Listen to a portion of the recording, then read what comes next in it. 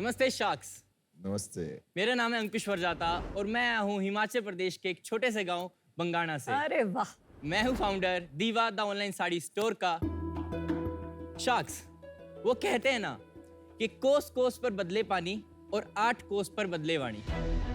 आओ शार्क्स, आज तुम्हें मैं सुनाऊं इसके आगे की कहानी। भारत इतना डाइवर्स देश है कि हर 8 कोस के बाद हमारी साड़ी की वीव, हमारे साड़ी की वैरायटी, हमारी साड़ी की कारीगरी और इसके पहनने तक के तरीके बदल जाते हैं। जो साड़ी पहले सिर्फ औरतों तक सीमित थी, आज बदलते फैशन ट्रेंड्स के चलते पुरुष भी उसको अपने तरीके से स्टाइल कर रहे हैं, जैसे कि आज मैंने करी है। ये आपने साड़ी पहनी है? या मैंने साड़ी है। पहनी। ओह, अच्छा लग रहा हूँ ना? पता नहीं। Thank you so much. Thank मैंने यू। कभी नहीं देखा किसी बंदे मैंने भी को नहीं देखा। साड़ी मैंने पहने। देखा है, फैशन शोज में होता है। या हमारे देश में 100 से भी ज्यादा साड़ी की वैरायटीज हैं, लेकिन आज तक एक भी प्लेटफॉर्म ऐसा नहीं है जहां पे ये सारी की सारी वैरायटीज हमें एक जगह पर मिल सके। हमने पूरे भारत में भ्रमण किया, डिफरेंट मैन्युफैक्चरर्स को आइडेंटिफाई किया और उनको एक साथ लेकर आए विद अ प्लेटफॉर्म दीवा।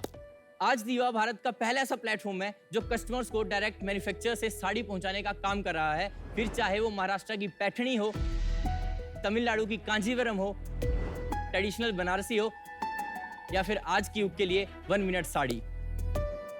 शार्क्स, मेरा विजन है कि मैं भारत के कल्चर को पूरे वर्ल्ड तक लेके जाना चाहता हूँ। भारत से पहला ग्लोबल साड़ी ब्रांड बनाना चाहता हूँ और दीवा को एक ऐसा प्लेटफॉर्म बनाना चाहता हूँ जो वन स्टॉप सोल्यूशन हो इन सारी कैटेगरीज के लिए। और इसी सपने को सच करने के लिए आज मैं आप सभी से मांगने आया हूँ 2 करोड़ रुपए in return to 4% of my company. Sharks, क्या आप मेरे साथ जुड़कर मेरे सपने को सच करना चाहते हैं? आप बस मेरे साथ जुड़िए, फिर इस साड़ी की सारी मेहनत हमारी। धन्यवाद। Awesome, thank you girls. Thank you girls.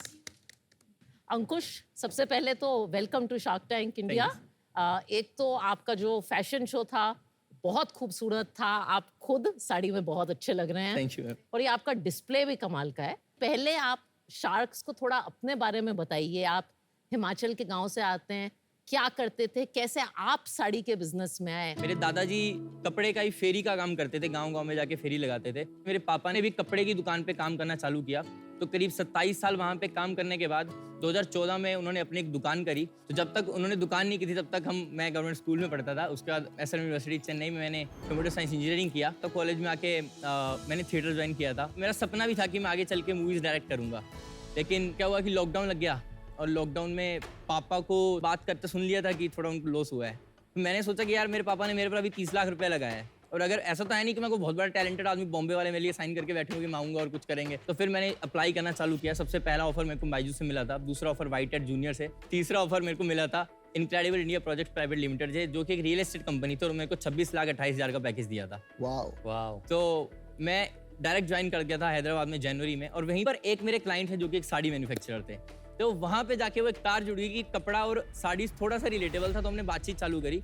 तो उन्होंने मेरे को बताया कि ये जो साड़ीज़ हैं ये 300-400 रुपये में बनती है। देन मैंने कहा 300 वाली साड़ी पहनता कौन है? तो उन्होंने कहा कि 300 वाली सब पहनेंगे जब ये 2000 की बिकेगी। फिर वो दिमाग में घुस गई थी चीज़ ना, तो उस पर हमने काम करना चालू किया। स्टडी करते करते हमने हर एक कैटेगरी के बारे में जाना कि डिफरेंट कैटेगरीज हर स्टेट में होती हैं।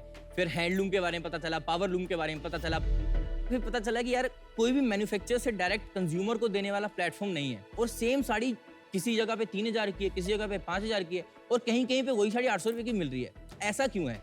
तो ये सब चीज़ों पे रिसर्च करते करते मेरे को आया कि मैंने कहा ये करना है मेरे को। तो ये आप हैंडलूम बनाते हैं, पावर लूम क्या है? ये पावर लूम है मेजरली। अच्छा। हमारे पास हैंडलूम भी है, लेकिन वो ऊपर रेंजेस में आ जाती हैं। तो मेजर जो हमारा कस्टमर है वो 2500 की साड़ी खरीदता है। ये सारी जो साड़ियाँ हैं इनमें पॉलिएस्टर मिक्स्ड है कि Pure pure silk? Silk? Full pure तो नहीं है, क्योंकि अगर हम फुल प्योर करने जाएंगे तो महंगा हो डेफिनेटली जाएगा। वो एवरेज रेंज ही 7-8,000 से स्टार्ट होगी। लेकिन सेमी प्योर है और पूरा इंडिया सेमी प्योर ही पहन रहा है आजकल। किसी भी ऑनलाइन या ऑफलाइन शॉप में अगर कोई साड़ी लेने जाएगा इक्वल क्वालिटी की, तो आप कितने सस्ते होंगे किसी और से? सर, मैं ऑफलाइन का तो आपको नहीं बता सकता बिकॉज हम फुल्ली ऑनलाइन है, लेकिन ऑनलाइन में आप मेरे को कोई भी साड़ी का फोटो दिखा दो, पूरे इंडिया में जितने भी रेट पे मिल रही होगी उससे ज्यादा नहीं तो आधे रेट पे वो साड़ी आपको दे दूंगा। कैसे?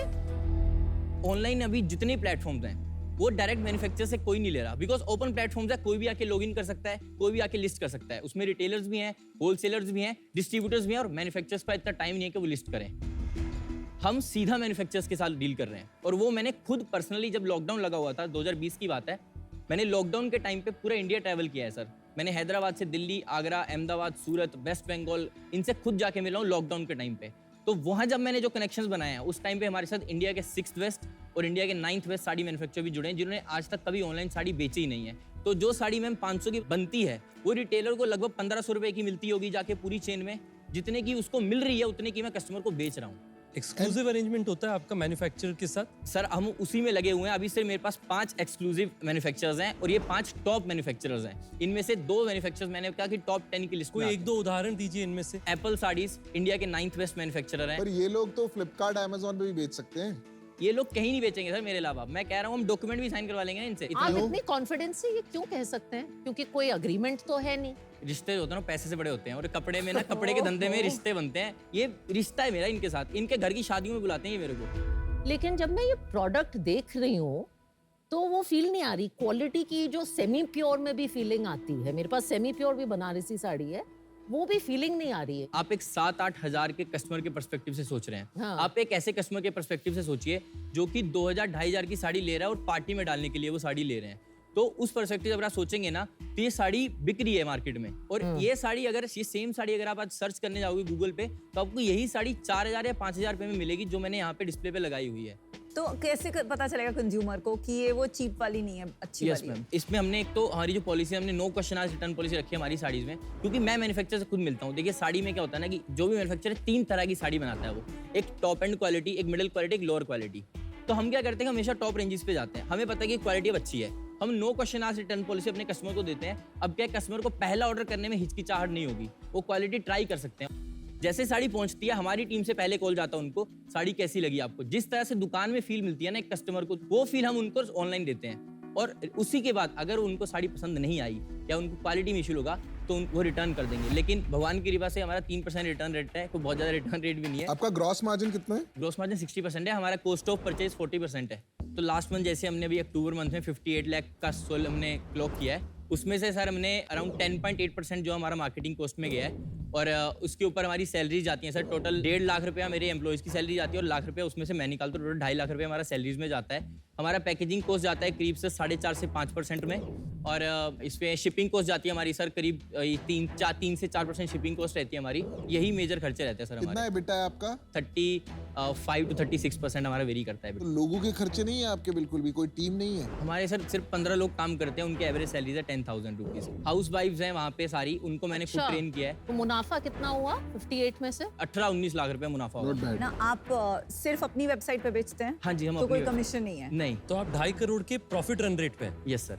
Very good. इस साल कितना Incredible, well total done. Revenue करोगे? अभी तक मैम हमने 2.67 CR का रिवेन्यू कर लिया अक्टूबर एंड तक, और हम क्लॉक टारगेट कर रहे हैं कि हम इस बार 7 से ऊपर जाएंगे। एंड पिछले साल कितना किया था? 1.93 CR। इतना ग्रोथ कैसे आ गया? 6-3 सर टाइम्स? लास्ट ईयर जो हमने किया था उसमें हमारा एवरेज टिकट साइज 1000 से 1100 रुपए ही था, और उस टाइम पे मैं लर्निंग फेज में था। मैंने सीजन 2 के लिए भी अप्लाई किया था। बहुत सारी चीज़ें सीखी हैं। स्टार्टिंग हमने किया था मोबाइल एप्लीकेशन से, तो मोबाइल एप्लीकेशन भी 6-7 महीने चलाया, कुछ काम नहीं पड़ रहा, काम नहीं चल रहा। फिर देन वेबसाइट पे शिफ्ट हुए, फिर मार्केटिंग करना सीखा, फिर एक एजेंसी को हायर किया, उनसे काम करवाया। 2022 में जितनी 1.93 CR से सेल देख रहे हैं, दिसंबर से हमने स्टार्ट करी थी, करीब 4-5 महीने की सेल है। उससे पहले हम एक तरह से मान लो नीलबटा सन्नाटा थे। और आपकी अच्छा। कंपनी कहाँ बेस्ड है अभी? हिमाचल में डिस्ट्रिक्ट ऊना है, वहाँ पे एक गाँव है बंगाणा, वहीं पे बेस्ड है। और आप वहीं बंगाना से चला रहे हैं बिजनेस? हाँ जी। अरे वाह, बहुत बढ़िया है। बहुत बढ़िया। वहां से आप 7 करोड़ की सेल करेंगे और 2 करोड़ का 2 नफा। करोड़ का 2 प्रॉफिट करोड़ का बनाया। प्रॉफिट। गजब। वाह यार, वेल डन। बहुत बढ़िया यार, आपने दिल जीत लिया। आपका सीजन 2 में नहीं हुआ था, आप निराश हुए थे उस समय, आपने कैसे सोच लिया उस तरीके? बिकॉज रिजेक्शन बड़ी कठिन होती है किसी भी एंटरप्रेन्योर के लिए। मैं ना महेंद्र सिंह धोनी का बहुत बड़ा फैन हूँ सर। फिर यार फिर आप वो ना नहीं सर। आप आप बातों में तो जीत लो। बातों में तो till the full stop doesn't come sentence is not complete. तो ऐसा मेरे वॉल पे बहुत सारे लगे हुए थे। जब पिछला 1 साल था ना जहाँ पे कुछ नीलबटा सन्नाटा सेल्स थी, फैमिली से प्रेशर था, सोसाइटी का बहुत, गांव में रहते हैं, हमारे गांव में सब लोग जानते होते हैं एक दूसरे को। तो इतना पैसा खर्च किया बच्चे पे, ये क्या कर रहा है? तो मेरे को घर में ना ऐसा रहना मुश्किल हो गया था।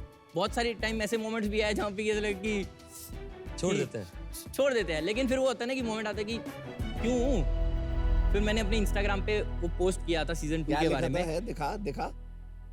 यार तो बंदा बहुत सही है यार, दिल का अच्छा है और अच्छी बातें कर रहा है। आपकी वेरीफाइड प्रोफाइल है? हाँ जी।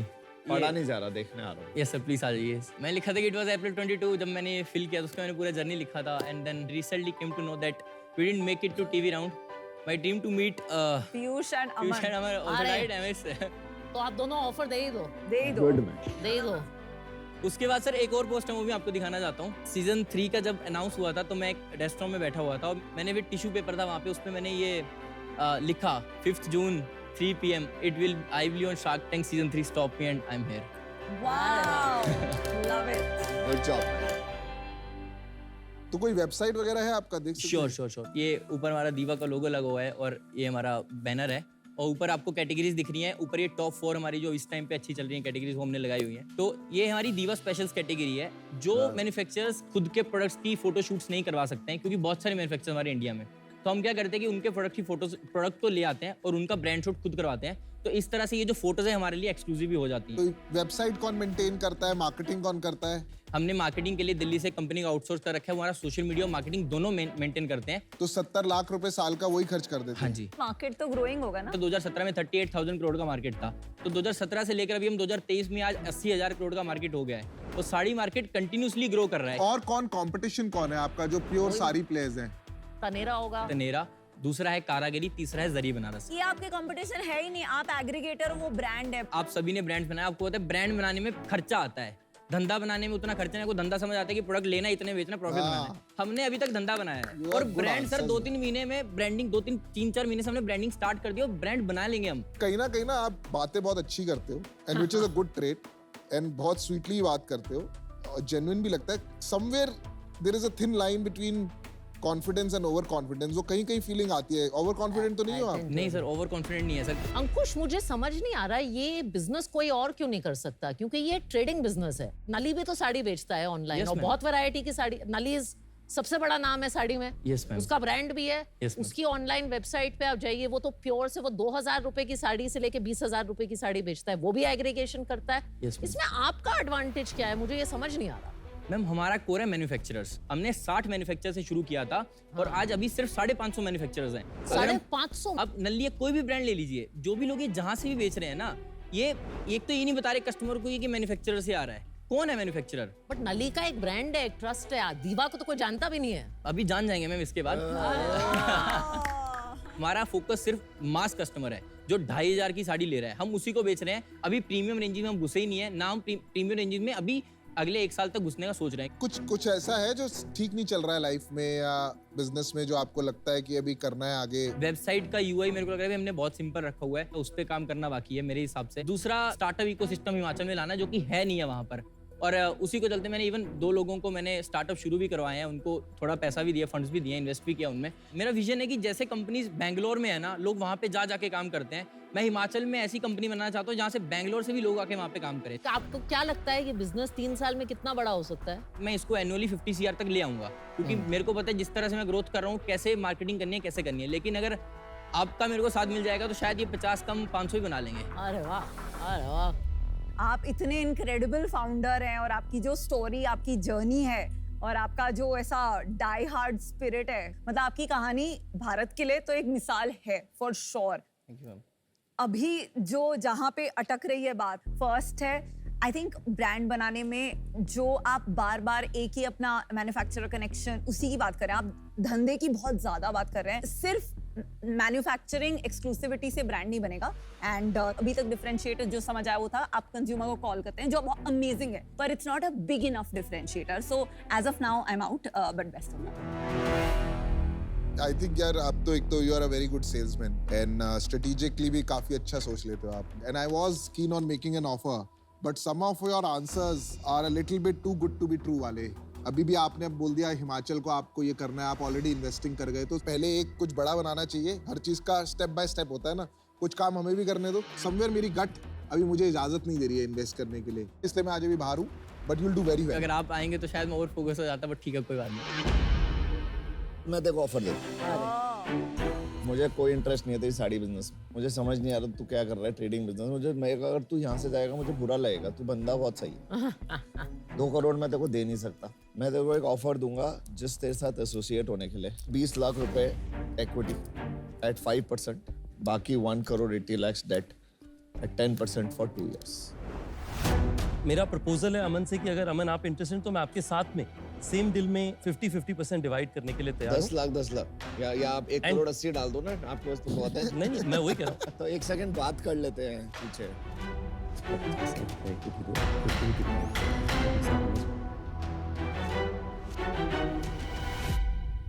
तो ऑफर ये है कि हम 50 लाख रुपए निवेश करेंगे, 50 लाख में 5% का ओनरशिप लेंगे, 1.5 करोड़ रुपए आपके कंपनी में डेट पे निवेश करेंगे। आपको खाना है? जस्ट बिकॉज मैं पैशनेट हूँ इसके I can add 25 lakh of Okay, so equity, she आपका also डेट wants कम to हो come. जाएगा। ठीक है, तो विल कंबाइन इट। तो अभी आ रहा है नया डील छोटे शहर से बड़ी बिजनेस बनाने के लिए। 75 लाख रुपीस हम निवेश करेंगे, 7.5% ऑफ आपकी कंपनी के लिए। उसके साथ में 1 करोड़ 25 लाख रुपए का आपके पास में रहेगा डेट लाइन, यानी कि आप जब ड्रॉ डाउन करें तब से आपको इंटरेस्ट देना पड़ेगा। 10% पे 3 साल के टेनर पे आपको डेट मिलेगा।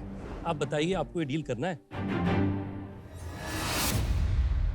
शार्क्स एक काउंटर ऑफर देने जाता हूँ मैं। हाँ बोल बोल। अगर आप तीनों sharks 1.2 CR 40 lakhs each at 6%, 2% each आना चाहें and rest 80 lakh as a debt. Good counter.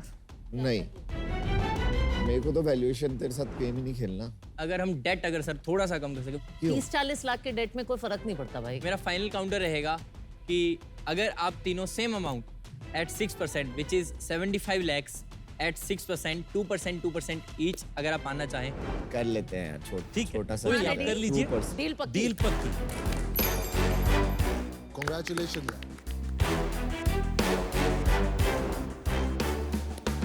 मिलके सबको साड़ियां पहनाते हैं। साड़ी सेल देखियो कैसे बढ़ेगी हमारी। अब साड़ियां सिर्फ आपसे लूंगी। Thank you ma'am, thank you sharks, thank you so much.